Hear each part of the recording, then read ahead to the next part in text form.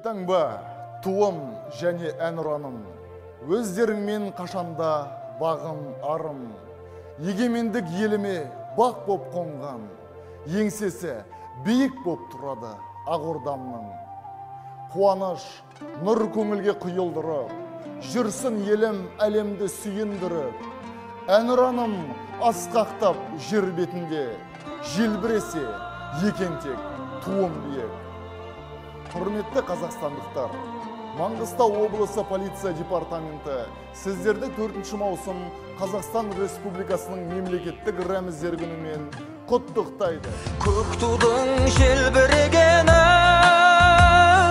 жаныма қуат береді. Таласқа түссе жан мен ту, жан емес маған керегі.